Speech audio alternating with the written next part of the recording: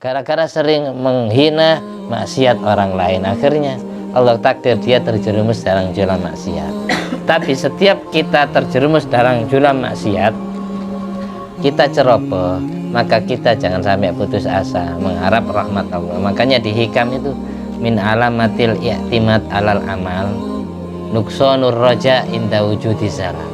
Tanda-tanda orang mengandalkan amalnya bukan rahmat Allah, bukan anugerah Allah yang dia andalkan, adalah ketika dia terjerumus dalam kesalahan, kemaksiatan, dia berkurang harapannya kepada Allah.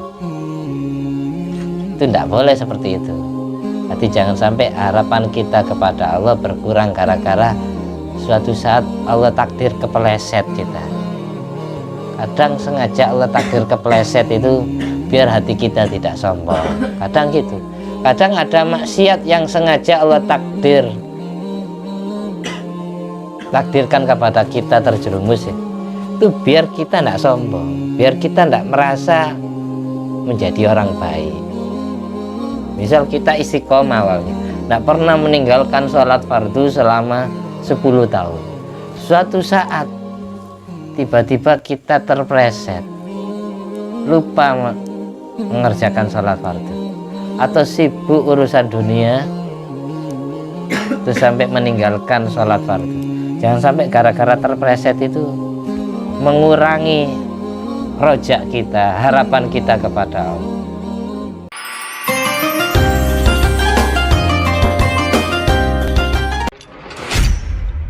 Assalamualaikum warahmatullahi wabarakatuh.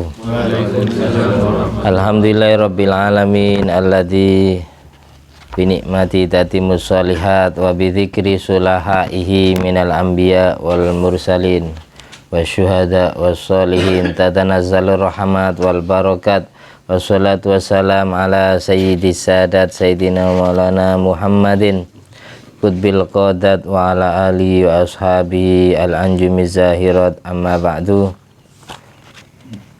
Rabbi syrah li sadri wa yassir li amri wa hlul 'uqdatam min lisani yafqahu qawli. Rabbi zidni ilma warzuqni fahma. Allahumma aftah alaina futuhal arifin waj'alna khalisatan liwajhikal karim. Allahumma aftah alaina futuhal arifin waj'alna khalisatan liwajhikal karim.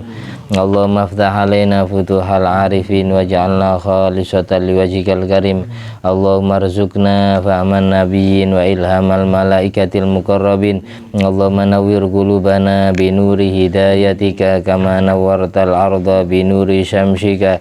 Rabbana anfa'na bima 'allamtana rabbi alimna alladhi yanfa'una rabbi faqihna wa faqih ahlana wa qarabatin wa ashabin lana fi dinina. Allahumma inna na'udzubika min ilmin la yanfa' wa qalbin la yakhsha wa amalin la yurfa wa du'ain la yusma. Allahumma salli ala sayyidina Muhammadin wa ala ali sayyidina Muhammad ma'danil judi wal karam manba'il ilmi wal hilmi wal hikami wa barik wa sallim walhamdulillahi rabbil alamin. Di malam hari ini kita meneruskan pembacaan hadis yang ke-31 yang menerangkan tentang syafaat pertolongan Nabi Muhammad SAW dunia sampai akhirat. A'udzubillahi minasyaitonirrajim. Bismillahirrahmanirrahim. Qala Rasulullah sallallahu alaihi wa alihi wa sahbihi wasallam, syafaati li ahlil kabair min ummati, syafaati li ahlil kabair min ummati, syafaati li ahlil kabair min ummati. Hadis hasan rawahu Ahmad, diriwayatkan dari Imam Ahmad bin Muhammad bin Hambal, pendiri madhab Hambali, murid daripada Imam Syafi'i. Beliau ini pecinta Nabi Muhammad ya, maka banyak periwayatan hadis dari Imam Ahmad. Sampai kelahiran dan hari wafatnya Imam Ahmad itu sama persis kayak Kanjeng Nabi.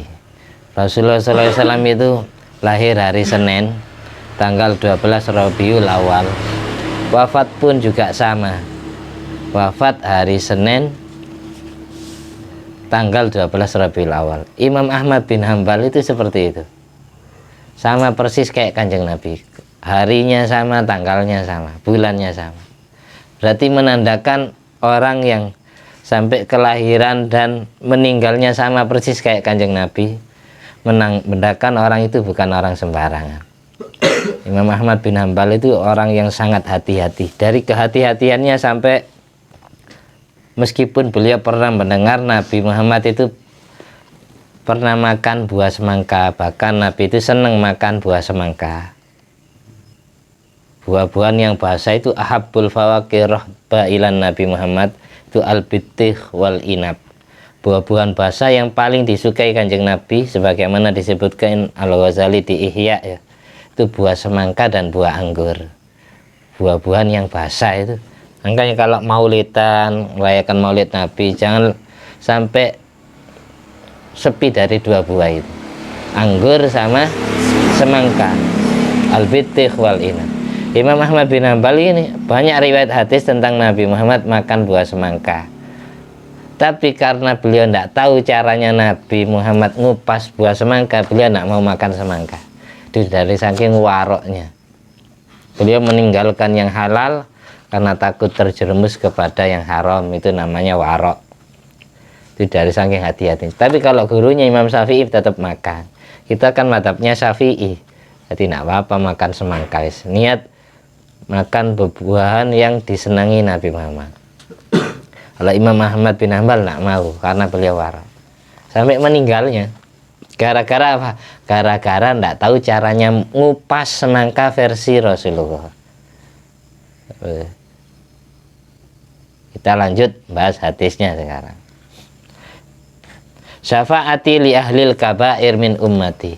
Syafaatku, katanya Rasulullah, pertolonganku itu untuk para pendosa besar dari kalangan umatku. Orang dosa besar itu berarti bukan dosa kecil. Dosa besar itu dosa yang mewajibkan had, mewajibkan hukum had ya, seperti zina, sarikoh, mencuri, syurbil khamri, minum arak atau pecandu narkoba, mudminul khamr, dan semacamnya, hal-hal yang memabukkan. Dari sini kita tidak boleh membenci para pendosa. Yang boleh kita benci itu perbuatannya. Kita tidak boleh benci orangnya. Sejelek-jeleknya orang itu tetap yang nyiptakan Allah. Jadi kalau kita benci orangnya, sama seperti atau secara tidak langsung kita benci kepada yang menciptakannya. Ini kopi yang nyiptakan siapa tadi? Yang buat kopi ini. Terus siapa yang buat kopi? Rizki ya. Terus saya minum, orang tuangnya anggaplah, saya minum, rasanya pahit, kurang gulanya semisal. Terus saya hina, coba nggak kopi kok kepahitan rek, kurang gula ya. Yang jelas sang pencipta tersinggung. Dikekno kopi, si protes. Ciptaannya dicaci. Sama seperti itu gambarannya. Kita tidak boleh benci orang meskipun di mata kita orang itu sangat jelek. Sejelek-jeleknya umat tetap akan ditolong oleh Nabi Muhammad SAW. Makanya syafaati li ahlil kabair min ummati. Pertolonganku itu layak diberikan kepada para pendosa dari umatku. Makanya dalam hadis lain Nabi pernah mengatakan la ardo wa wahidun min ummati finnar. Aku tidak rela satu saja umatku ada yang masih tertinggal di neraka. Ayat Qur'annya wala sawfa yu'tika rabbuka fatardo. Ketika Tuhanmu sudah memberikan ato'an jazilan, syafaat udma, ngizini kamu bisa nolong semua umatmu, fatardo, maka kamu pasti ridho. Jadi Nabi sampai kapanpun tidak akan ridho masuk surganya Allah sebelum urusannya umat yang ada di neraka itu selesai. Sebelum umatnya dientas dari neraka, Nabi nak mau masuk surganya Allah. Makanya umat Nabi Muhammad SAW itu ada 3 model. Sebagaimana ayat wa amma man thaqulat mawazinu wa huwa fi 'ishatir radiyah wa amma man khaffat mawazinu fa ummuhu hawiyah wa ma adraka ma hiya narun hamiyah. Ini ada 3 model. Model pertama, man wujidat hasanatun faqat.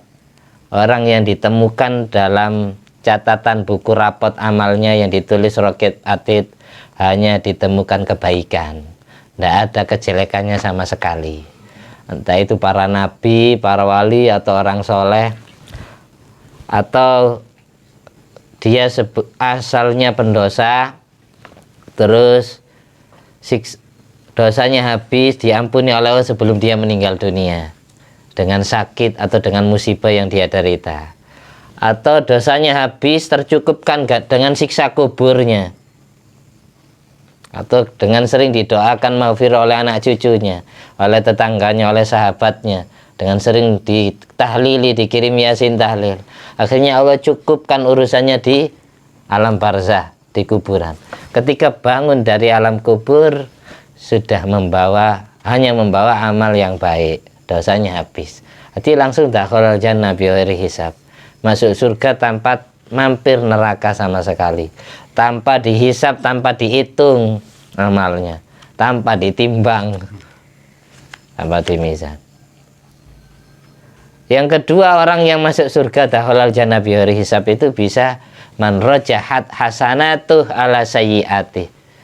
Orang yang timbangan amal baiknya luwe antep, luwe abot dari timbangan amal buruknya. Ketika ditimbang 80% amal baik, 20% amal jeleknya, atau 70% amal baik, 30% amal jelek, atau 60% amal baik, 40% amal jelek, atau 55 kan dapat nilai indeks ini.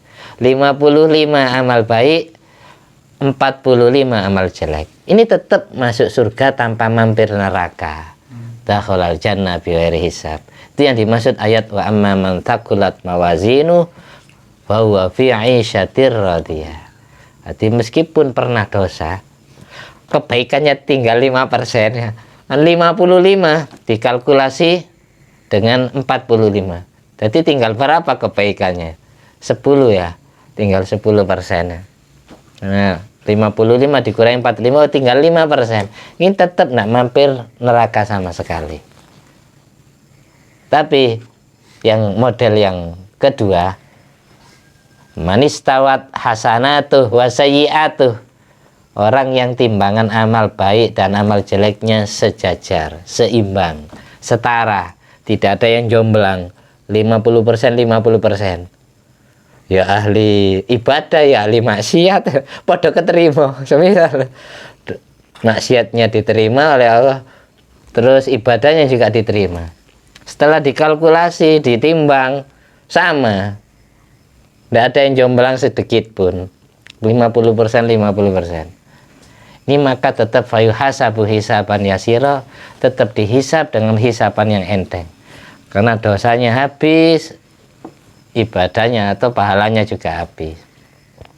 Kalau 50%, skornya berarti 0-0. Makanya disyafaati, dihisab dengan hisab yang ringan, terus ditolong sama Rasulullah, fayadkhulul jannah, kemudian orang itu masuk surga. Jadi masih dihisab dengan hisaban yang enteng. Yang terakhir, man rajahat sayyi'atuh ala hasanatih. Orang yang timbangan amal buruknya lebih berat dari amal jeleknya. Ini nanti dibagi 2. Insya Allah adzaba biqadri jurmihi wa insya Allah afa anhu. Kalau Allah mau, Allah siksa dulu orang itu di neraka sesuai kadar dosanya. Kalau dosanya habis, seimbang atau setara, setimpal dengan siksa yang dia derita di neraka, maka dia dientas oleh Allah, baru dimasukkan surga. Kalau Allah mau, maka Allah ampuni semua kesalahannya, Allah hapus Allah hapus semua kesalahannya tanpa mampir neraka. Makanya kita tidak boleh putus asa. Nabi itu sayang ke umatnya kayak sayangnya orang tua kepada anak. Tidak ada ceritanya orang tua tega melihat anaknya dipukuli orang. Tidak ada ceritanya orang tua tega atau hatinya itu tidak rino ya, melihat anaknya disiksa, dihajar oleh orang lain. Kabeh wong tua ndelok anaknya sengsara itu pasti hatinya sedih.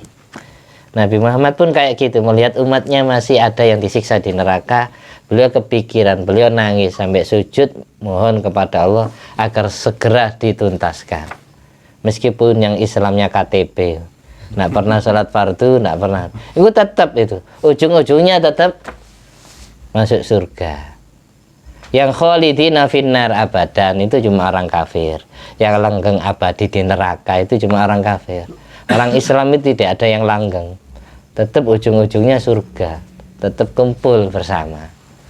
Itu enaknya jadi umatnya Nabi Muhammad, pasti ditolong. Makanya kita ya harus ada modal, masa nak ngelakoni keapian belas seakan Kanjeng Nabi mbelo ya kan. Ketika Nabi sujud memohon kepada Allah agar dikabulkan doanya, agar diselesaikan urusan umatnya, Allah cocok maupun tidak dengan permintaan Kanjeng Nabi, Allah suka maupun tidak dengan permohonan Kanjeng Nabi, tetap Allah kabulkan. Karena Allah melihat kepada makhluk atau manusia yang beliau sayang, yaitu Nabi Muhammad, masih kalah dengan rasa sayangnya, tetap Allah kabulkan. Sama seperti sayangnya Allah ke Nabi Muhammad kayak sayangnya seorang suami kepada istri. Istri itu kalau minta sesuatu, ketika permintaannya memberatkan kepada hati suami, mas tukokno mas-masan saiki, tukokno kelambi anyar, meskipun suaminya tidak punya uang, sudah mohon las memelas ke istrinya, tepak ndak duit kapan-kapan, nah ini rezeki tak tukokno, ndak pokoknya harus saiki. Oh harus saiki, aku pingin koncoku wis tuku kelambi anyar kabeh, aku mosok riaya ndak kelambi anyar. Akhirnya mau ndak mau, suka maupun tidak, sang suami kepada permintaan istri tetap ingin dikabulkan meskipun dapat hutang kan ya.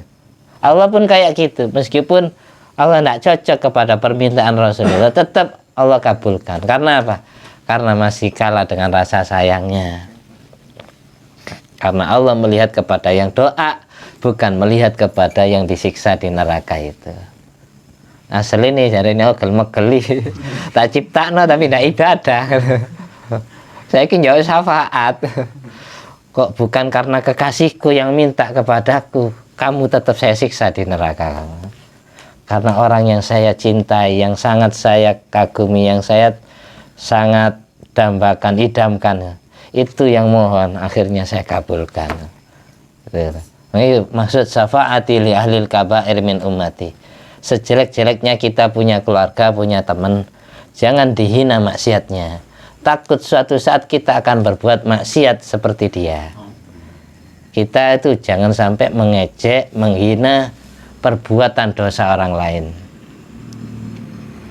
Kayak apa sih ngombe pil, mabuk? Kayak apa sih? Apa manfaatnya, apa enaknya? Jadi diinyek, jangan ngenyek maksiat orang lain. Takut suatu saat malah kita yang kena kualat, kita malah berbuat maksiat sama seperti orang itu.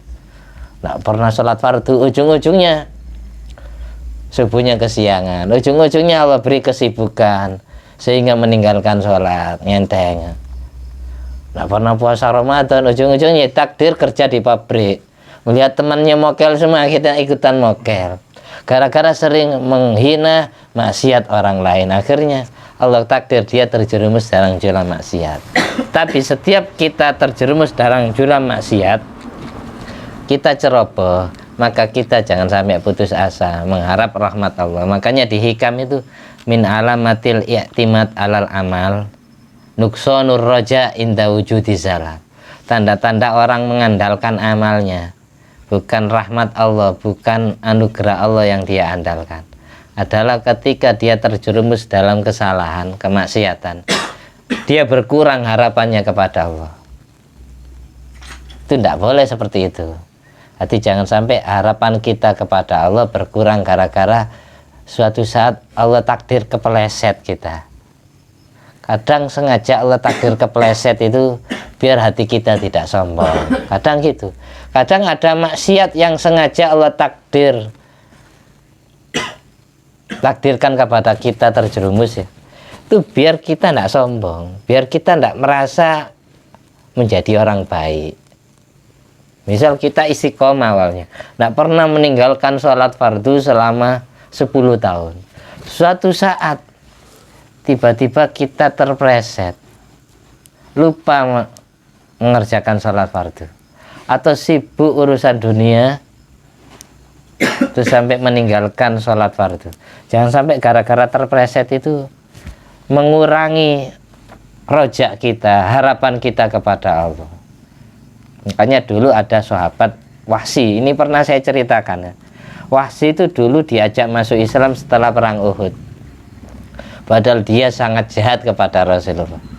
Dalam pertempuran perang Badar, bahkan perang Uhud, dia bagian tentara yang pernah ikut serta memanah Rasulullah dari atas gunung sampai wajah Kanjeng Nabi giginya pecah, pelipisnya ini pecah, berdarah. Khalid bin Walid juga demikian, Ikrimah bin Abu Jahal juga demikian. Tapi Allah takdir mereka semua masuk Islam. Wahsy, Ikrimah bin Abi Jahal, panglima-panglima perang Uhud dari pihak non-muslim. Abu Sufyan bin Harb, Khalid bin Walid, itu orang yang dulu sadis kepada Kanjeng Nabi.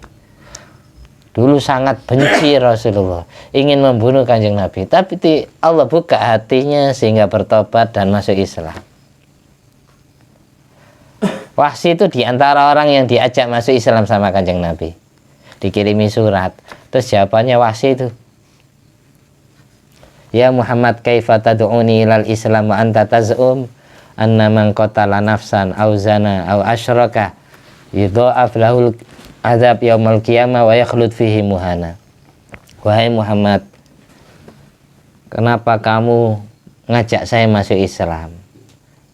Padahal kamu pernah bilang kepada umatmu yang disebutkan dalam kitab sucimu, orang yang pernah berzina, orang yang pernah membunuh, orang yang pernah syirik, menyekutukan Tuhan, nyembah patung, maka dilipat gandakan azabnya di hari kiamat dan hidup dalam keadaan hina selamanya di akhirat. Masalahnya aku pernah melakukan itu semua sesuai yang disebutkan dalam kitab sucimu, katanya Wahsy. Kok saya diajak masuk Islam? Terus gimana ini status Islam saya? Terus Kanjeng Nabi balik ngirimi surat kepada Wahsy, meneruskan ayat itu, illa man taba wa amana wa amila amalan sholihan, kecuali orang yang mau bertobat, beriman kepada Allah, masuk Islam ya, terus beramal soleh. Terus masih jawab lagi Wahsy ini, dikirimi surat lagi Kanjeng Nabi, wahai Muhammad, kalau saya suruh tobat masih belum bisa, kalau saya suruh beriman masuk Islam saya masih bisa, kalau saya suruh berbuat baik masih belum bisa jadi orang baik. Akhirnya susah saya meninggalkan minuman arak, masih belum bisa. Meninggalkan perbuatan jelek masih belum bisa. Tapi kalau suruh masuk Islam saya bisa. Ini masalahnya, kalau saya masuk Islam, ana fi syubhatin, status Islam saya masih syubhat, masih remang-remang, statusnya tidak jelas, separuh baik separuh jelek. Terus ada nggak solusi ajaranmu selain itu? Akhirnya dikirimi surat lagi berupa ayat Quran, qul ya ibadiyalladzina asrafu ala anfusihim la taqnatu mir rahmatillah innallaha yaghfirudz dzunuba jami'ah. Katakanlah Muhammad kepada umatmu, ya ibadi, wahai hamba-hambaku Allah, alladzina asrafu ala anfusihim, yang sudah melampaui batas perbuatan dosanya, sudah dosa besar semua. La taqnatu mir rahmatillah, janganlah kalian putus asa untuk mendapatkan rahmat Allah, mendapatkan ampunan Allah, kasih sayang Allah. Innallaha yaghfiru dzunuba jami'a, karena sesungguhnya Allah bisa mengampuni semua dosa. Sebelum ayat ini dikirimkan ke Wahsy sempat dikirimi itu ayat Innallaha la yaghfiru ayyushraka bihi wa yaghfiru ma duna dzalika liman yasha. Allah tidak ngampuni dosa syirik, tapi Allah ngampuni dosa selain syirik. Itu akhirnya Wahsy protes jawab seperti tadi. Berarti dosa zinaku Allah ampuni, dosa membunuhku Allah ampuni, tapi dosa syirikku tidak diampuni. Berarti tidak jelas status saya. Akhirnya dikirim ayat terakhir itu menjadikan Wahsy masuk Islam bersama teman-temannya. Wahsy ini kapten ke-11. Jadi masuk Islamnya Wahsy membawa ratusan orang masuk Islam dari kalangan non-muslim. Wahsy masuk Islam bosnya. Makanya yang dikirimi surat Wahsy-nya sama Kanjeng Nabi, bukan anak buahnya, pentolannya. Wahsy masuk Islam, akhirnya rekan-rekannya juga masuk Islam. Dengan masuk Islamnya Wahsy, para sahabat yang masuk Islamnya lebih dulu ini cemburu. Ya Rasulullah, hal hadhi khassah lahum am amalil muslimin. Apakah ayat tadi itu khusus untuk Wahsy dan rekan-rekannya? Allah ngampuni semua dosa itu. Apakah umum untuk semua umat Islam yang sama seperti Wahsy dan rekan-rekan? Akhirnya Kanjeng Nabi jawab, ya umum untuk semua umat Islam, bukan hanya Wahsy saja. Dari situ kemudian mereka adem hatinya, karena hampir semua ayat Quran itu menerangkan semua kita Allah ampuni dosanya itu gara-gara Nabi Muhammad. Karena rahmat Allah itu ya Nabi Muhammad. Wa ma arsalnaka illa rahmatan lil alamin. Yang Allah jadikan rahmat untuk alam semesta itu Nabi Muhammad. Jadi jangan putus asa mendapatkan rahmat Allah. Walau annahum idzalamu anfusahum, kalau kalian sudah berbuat zalim maksiat, ja'uka lalu sowan ke Nabi Muhammad, ziarah ke makam Rasulullah atau Rasulullah yang hadir menemui kita, fastaghfirullah, lalu kita baca istighfar mohon ampunan kepada Allah di hadapan Kanjeng Nabi, wastaghfaralahumur Rasul, lalu Nabi Muhammad membantu istighfar kita, lawajatullah tawwabar rahimah, pasti Allah menerima tobat kita dan mengampuni dosa-dosa kita. Makanya setiap maulid Nabi itu ada doa maghfirah, Rabbi faghfirli dunubi, ya Allah bibarakatil hadi Muhammad, ya Allah barangkali Nabi hadir, kita lagi baca istighfar, mohonkan ampunan untuk dosa kita sendiri, dosa kedua orang tua kita. Nabi lalu beristighfar di hadapan kita, bantu istighfar kita, pasti diterima oleh Allah. Tanda-tanda istighfar keterima itu ketika Allah kirimi hujan di kampung itu. Istaghfiru rabbakum innahu kana ghaffara yursilis samaa 'alaikum midrara wa yumdidukum bi amwali wa banin wa jannati wa uyun. Mohonlah ampunan kalian kepada Allah, beristighfarlah setiap hari. Meskipun kamu habis terjerumus maksiat, sekarang mohon ampunan. Tiap hari Kanjeng Nabi istighfar 100 kali. Ada riwayat 70 kali. Kita ya harus lebih dari Nabi Muhammad. Kalau sudah Allah terima istighfar kita, yursilis sama alaikum midrara, Allah kirimkan hujan deras di kampung itu. Berarti ada istighfarnya orang kampung itu sing keterima. Dengan dikirimkan hujan, wa yumdidukum bi amwalin wa banin, Allah karuniai harta benda, rizki yang barokah dan anak keturunan soleh solihah. Ketika kampung itu sudah dihujani, wa jannatin wa uyun, Allah bikin kebun mereka subur, buah-buahannya cukul semua, dan sumber mata airnya hidup. Itu berarti istighfarnya keterima.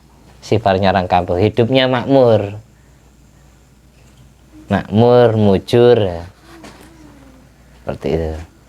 Ada lagi ayat, walau la fadlullah alaikum wa rahmatuh, kok seandainya bukan gara-gara fadl Allah dan rahmat Allah, mazaka minkum min ahadin abada, tidak ada satupun kalian semua bersih dari kotoran dosa. Walakinallaha yuzakki man yasha, tapi Allah menghendaki untuk membersihkan dosanya orang yang Allah kehendaki. Jadi jangan putus asa, setiap hari istighfar, setiap hari baca sholawat. Kalau Allah sudah waktunya membersihkan kita, pasti bersih. Gara-gara siapa? Gara-gara fadl Allah, rahmat Allah. Siapa? Nabi Muhammad SAW. Mudah-mudahan kita semua, istri kita, keluarga kita, anak cucu kita, orang tua kita, mbah-mbah kita, guru-guru kita, sahabat-sahabat kita, Allah ampuni dosanya berkat Nabi Muhammad SAW. Allah takdir meninggal dunia membawa ajaran Islam dan iman, mati husnul khotimah, dikumpulkan bersama Nabi Muhammad di dunia sampai di akhirat. Mudah-mudahan kita, Allah izini hati kita, mata kita terbuka hijabnya, bisa melihat wajah Nabi Muhammad SAW di dunia, di alam mimpi maupun alam sadar. Mudah-mudahan Nabi Muhammad menemui kita, dan kita Allah izini bisa melihat Nabi Muhammad di dunia sampai di akhirat. Di akhirat nanti kita dikumpulkan di surga Firdaus bersama Nabi Muhammad SAW. Ala hati niat wa ala kuniyatin sholihah wa ala kuni mana wa salafus sholih bijahin nabil mustafa wal mujtaba Muhammadin sallallahu alaihi wasallam. Amin. Bisirri asraril Fatihah. Bismillahirrahmanirrahim. Alhamdulillahirabbil alamin.